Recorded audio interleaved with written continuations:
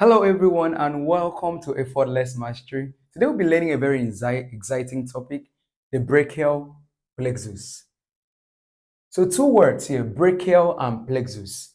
What does plexus mean? Plexus is simply network. When you hear plexus, it means a network of something. Now, when you hear brachial, brachial is from the root word brachium, which refers to the arm, the brachium. But in this case, the brachial plexus is a network of nerve that supplies the entire upper limb. So remember, like we said, that the entirety of this is the upper limb.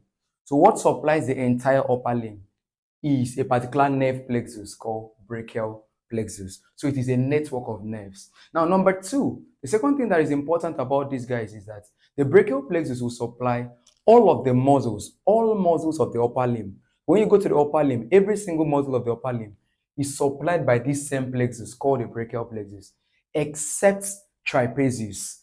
Trapezius is a muscle that is supplied by spinal accessory nerve.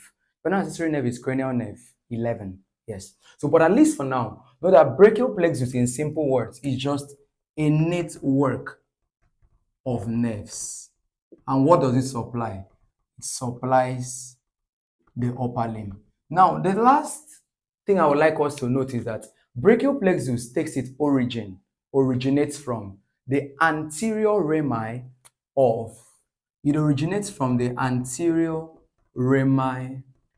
spinal nerve C5 to T1. So, of course, when we go back to the very basic, would I say biology, I would say anatomy, I will really use the word biology. Basic biology, we have a particular column behind our back, vertebral column, the vertebrae. And the vertebrae had different, based on the position, it had different names. The vertebrae in the neck was called cervical vertebrae.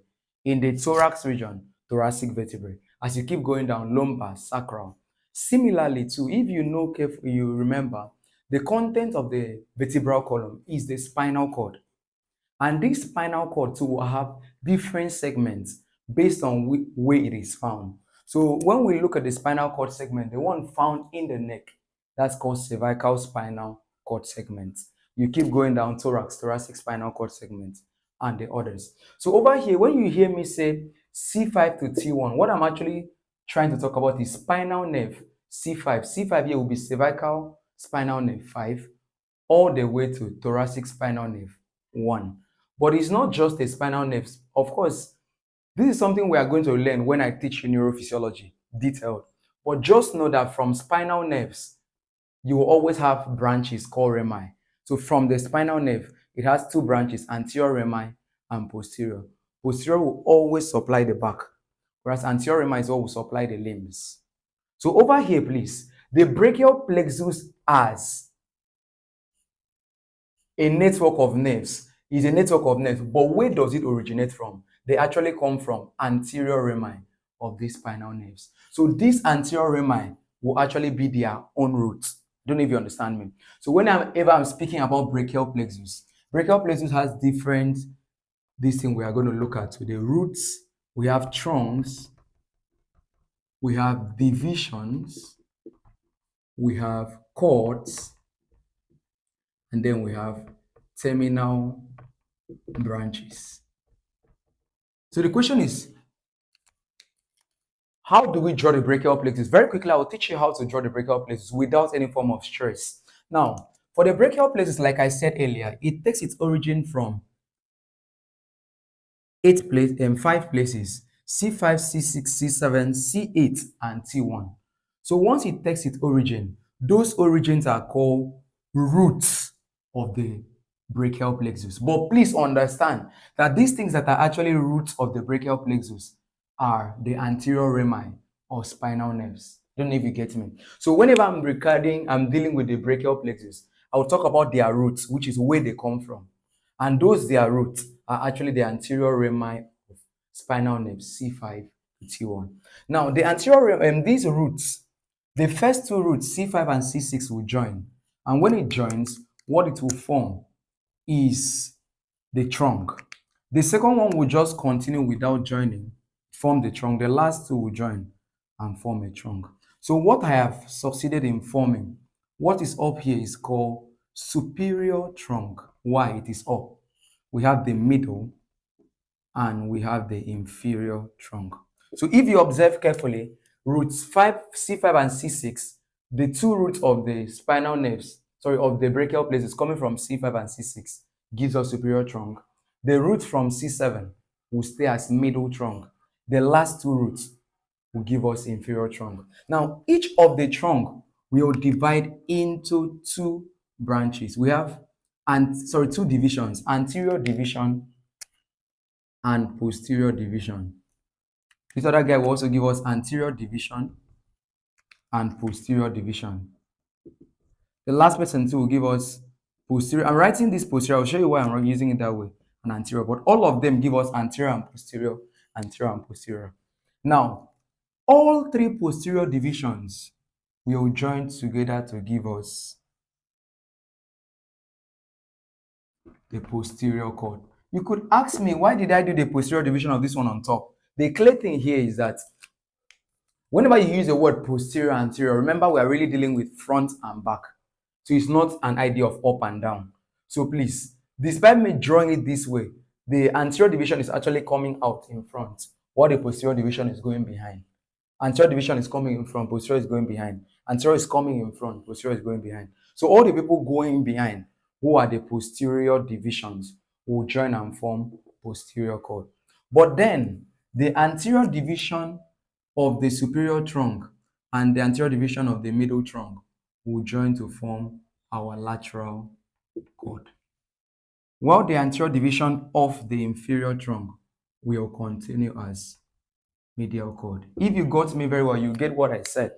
That my roots, first two, superior, the 7, C7, middle, 8 and T1 will give us inferior. Now, from my trunks, each of them give me two divisions, anterior and posterior. All posterior give you posterior cord. The anterior division of the superior and middle trunk will give you lateral cord, whereas the anterior division of the inferior trunk will give you the medial cord. Now, these cords are given those names, posterior, medial, anterior, posterior, medial, and lateral, because of their relationship to axillary artery. Please take note of that their names are attributed to them. So the person I say is called posterior cord will be found posterior to axillary artery. The one that is lateral cord will be lateral to axillary artery. The one that is medial cord is medial to axillary artery. Now, lastly, what are the terminal branches? What are the branches they will give us? The lateral cord, the terminal branch from the lateral cord is called musculocutaneous nerve. That is the guy we get from the lateral cord. That's the terminal branch. We have two terminal branches from posterior cord. We have the axillary nerve, and then we have the radial nerve. So please, from the lateral cord, the terminal branch is called musculocutaneous. From posterior cord, terminal branch is axillary and radial. From medial cord, the terminal branch is called ulnar nerve. Now, these are not the only terminal branches we have. We have a terminal branch that originates both from lateral cord and medial cord, and that branch is called median nerve. So we have 5 terminal branches. Who are the terminal branches? From lateral cord, one person, musculocutaneous. Terminal means a branch gotten at the end. So at the end of the cord, you have that branch, musculocutaneous. At the end of the posterior cord, you have 2 people, axillary nerve and radial nerve. Whereas for medial cord, at the end of medial cord, you have ulnar nerve. But the lateral cord and medial cord will give you roots. This is called lateral roots. This is called medial roots. But together, these 2 roots will form the median nerve. So please, lateral roots and medial roots of median nerve. So whenever you are asked about the terminal branches, there are 5 of them. We have musculocutaneous, we have axillary, we have radial, we have median, and then we have ulnar. So those are the 5 terminal branches. But of course, the brachial plexus, these are not the only 5 nerves we have in the upper limb. We have other branches at different instances. So very quickly, I'm going to introduce you to those branches very quickly. Now, I'll pick each of the cords and tell you about their branches. Now, let's start with my lateral cord. The lateral cord has the lateral cord. There's an acronym for the branches of the lateral cord, ML2. The first alphabet M is musculocutaneous nerve. That is a branch. Cutaneous, when you hear the word cutaneous, that's skin, muscular, muscle. But we'll come back to that. Musculocutaneous nerve. Number 2, still from the lateral cord, we have lateral root of median nerve. Remember what I said, that when I make mention of my median nerve, it is gotten from two sources, both lateral cord and medial cord. So the part of it coming from lateral cord is called lateral root. But who is it? Median nerve. The part coming from medial cord is called medial root. All right. Then lastly, the last L, remember ML2, the last L is a nerve we call lateral pectoral nerve. Lateral pectoral nerve. So those are the branches of my lateral cord. So quickly, I'm going to show you the branches of the other cords. Let's look at the branches of the posterior cord. It has an acronym. For posterior cord, there is an acronym I would like you to remember. Posterior cord, ultra. Ultra. So the alphabet U is upper subscapular nerve.